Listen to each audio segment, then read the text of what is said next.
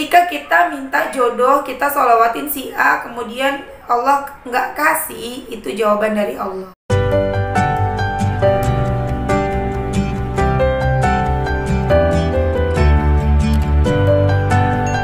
Bismillahirrahmanirrahim. Alhamdulillahirrabbilalamin. Allahumma sholli ala Sayyidina Muhammad wa ala ali Sayyidina Muhammad. Assalamualaikum warahmatullahi wabarakatuh. Apa kabar teman-teman? Mudah-mudahan teman-teman selalu dalam lindungan Allah Subhanahu wa ta'ala. Amin ya rabbal alamin. Alhamdulillah, kali ini aku akan sharing lagi pengalaman sholawat dari salah satu subscriber, namanya Mbak Adinda Putri, dan langsung aja kita baca ya.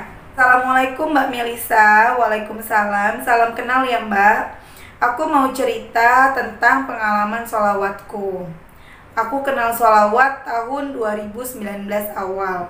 Keajaiban yang aku dapat ketika sholawat, aku selalu diberikan kemudahan sama Allah, diberikan ketenangan dalam menjalankan hidup, dan berkat sholawat, aku bisa lulus S1 3,5 tahun sesuai keinginanku dari awal aku kuliah. Alhamdulillah banget, aku juga diberikan kemudahan mengerjakan skripsinya. Sampai aku bisa dekat dengan dosen pembimbingku. Padahal dosen tersebut terkenal galak di kampus. Teman-teman kalau bimbingan pada takut. Jadi kalau bimbingan suka ngajak aku biar dosennya nggak galak, kata temanku. Kemudian ada keajaiban lagi nih Mbak. Aku dulu sempat dekat sama seseorang, hingga akhirnya dia nggak ada kabar. Aku sholawatin dia Mbak, dan akhirnya dia datang lagi ke aku. Dia ngabarin lagi dan minta maaf karena sempat tidak ada kabar. Lalu hubunganku sama dia lanjut lagi Mbak. Sampai akhirnya tiba-tiba aku bosen sama dia, nggak tahu kenapa. Kemudian aku doain dia di setiap aku habis sholat Mbak. Aku juga sholat malam Mbak, sholat hajat dan sholat tahajud. Aku berdoa yang intinya, ya Allah, jika dia jodohku, jangan buat aku bosan sama dia. Buat hubunganku sama dia bahagia terus. Namun jika dia bukan yang terbaik untukku, maka jauhkan. Setelah itu Mbak, hubunganku sama dia bahagia terus Mbak. Sampai akhirnya tiba-tiba aku tahu dia udah punya pacar di sosial media. Tanpa aku cari tahu, Allah tunjukin. Masya Allah baik banget. Kemudian aku mikir, oh mungkin ini jawaban dari Allah. Tapi dia tetap gak mau ngelepasin aku. Tapi aku sudah tidak mau berhubungan lagi sama dia, karena aku juga harus mikirin perasaan ceweknya, dan dia ternyata bukan yang terbaik buat aku.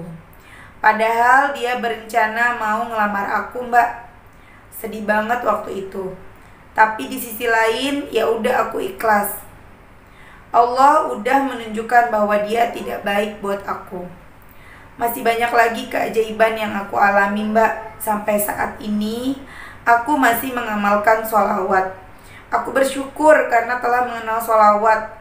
Dan untuk Mbak Melisa, saya berterima kasih sekali kepada Mbak Melisa karena sering berbagi cerita tentang sholawat.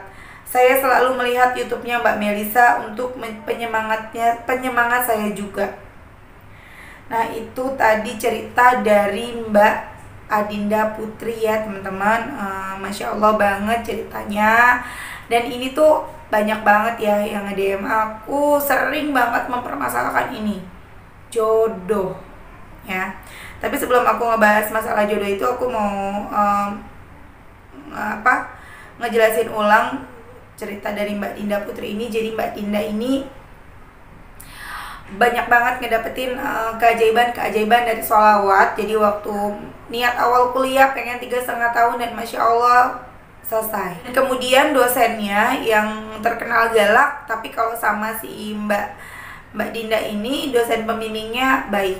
Jadi sampai teman-temannya tuh kalau mau bimbingan ngajak Mbak Dinda ini supaya dosennya jadi baik. Emang Memang bisa teman-teman. Jadi kalau misalnya nih ada orang yang di dekat kita ataupun seseorang yang sama kita tuh kayaknya jutek, atau orang itu terkenal judes atau apa gitu ya, yang nggak mengenakan hati kita, kita bacanya sholawat terus berdoa, ya Allah mudah-mudahan dia nggak judes ya sama saya, ya Allah mudah-mudahan dia baik sama saya. Aku jadi ingat adikku Desi itu dulu kerja, jadi punya atasan terkenal jutek gitu ya, dan adikku tuh selalu takut gitu, takut nanti kalau misalnya kena marah sama dia, kena ini sama dia gitu kan. Dan masya Allahnya adikku tuh nggak pernah kena teguran keras atau kena marah dari atasannya itu, bahkan malahan si atasannya itu malah berhenti kerja gitu loh teman-teman. Jadi ya aman gitu ya. Tapi ya bukan berarti sholawat bikin ngusir orang ya, enggak ya teman-teman gitu. Jadi intinya aku selalu bilang ke dia, udahlah sholawatin aja, dan itu teman-teman. Tapi lagi-lagi bukan sholawat yang gini loh, sholawat untuk A, sholawat untuk B, sholawat untuk jodohnya apa, sholawat untuk rezeki apa, sholawat untuk pekerjaan, enggak. Sholawatnya tuh apa aja teman-teman. Teman-teman sukanya sholawat apa? Senangnya ringan di lisan, di hati, di pikiran tuh senangnya apa? Sholawat Jibril, ya udah sholawat Jibril aja terusin, istiqomahin terus baca. Dan nanti berdoanya tetap minta doa apa teman-teman mau doa. Ya Allah saya pengen deh dapat kerjaan di sana begini begitu. Saya pengen deh nikahnya sama si A. Saya pengen, sebutin aja doa-doa kita. Dan selama doa itu memang pantas untuk kita, semua Allah dikasih kok teman-teman ya. Kemudian Mbak Dinda selain mendapatkan keajaiban-keajaiban yang seperti tadi dijelasin, Mbak Dinda juga ditunjukin. Pertama Mbak Dinda kan sempat deket sama seseorang, dan orang itu tiba-tiba nggak ada kabar. Beliau sholawatin, akhirnya Allah kabulin, dideketin tuh sama dia. Kemudian Mbak Dinda tiba-tiba ngerasa bosen sama cowok itu, dan balik lagi tanya sama Allah, minta petunjuk sama Allah, dijawab lagi, dikasih jawaban lagi, dan sampai pada akhirnya sama Allah ditunjukin kalau cowok ini bukanlah cowok yang baik. Sampai pada akhirnya ketahuan lah semuanya kalau si cowok ini ternyata tidak baik untuk Mbak Dinda. Dan alhamdulillahnya lagi, Mbak Dinda bisa melihat ini sebagai petunjuk, sebagai jawaban dari Allah yang terbaik, bukan jadi protes. Nah kan banyak tuh ya teman-teman yang ujung-ujungnya protes.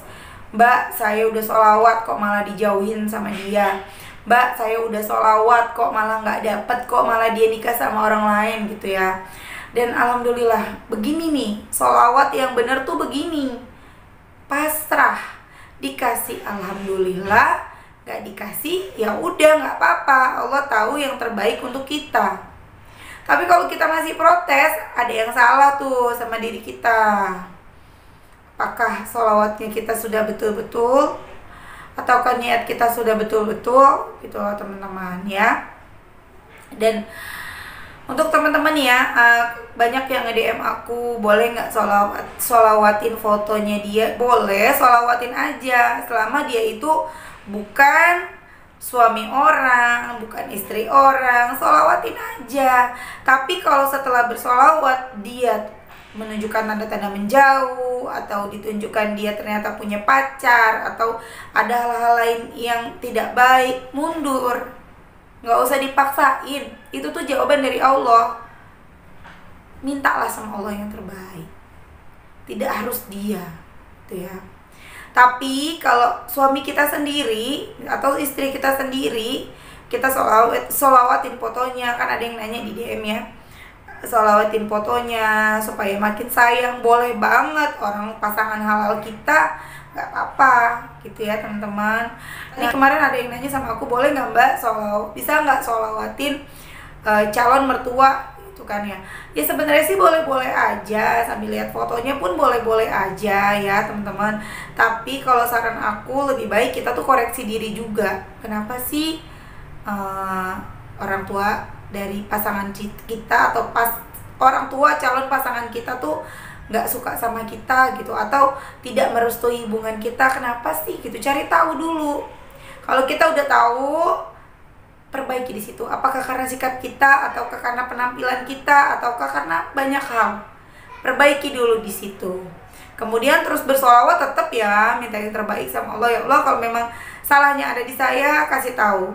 Kalau memang saya nggak ada salahnya, tolong lembutkan hati calon mertua saya supaya sayang sama saya, karena saya juga sayang sama beliau gitu loh teman-teman.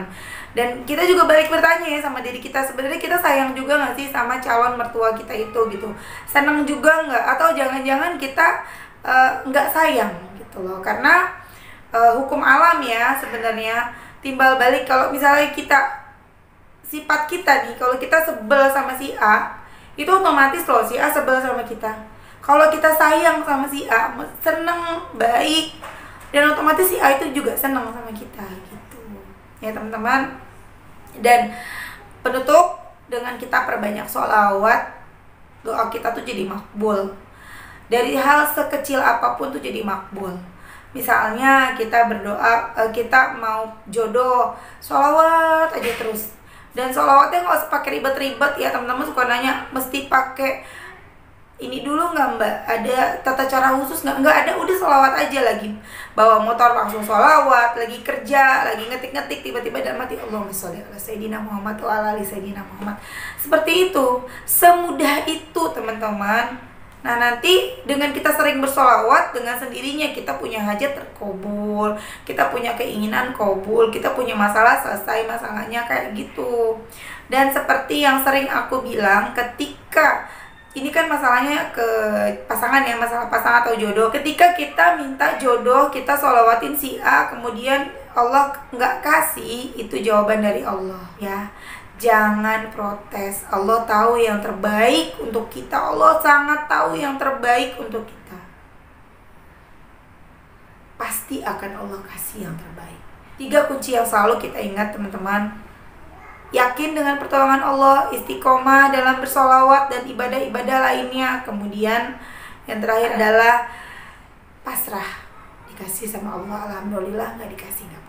Oke, sampai di sini dulu teman-teman. Mudah-mudahan bermanfaat. Silakan di-share video ini jika menurut teman-teman video ini bermanfaat. Mudah-mudahan dengan men-share video ini bisa jadi amal soleh buat kita semua.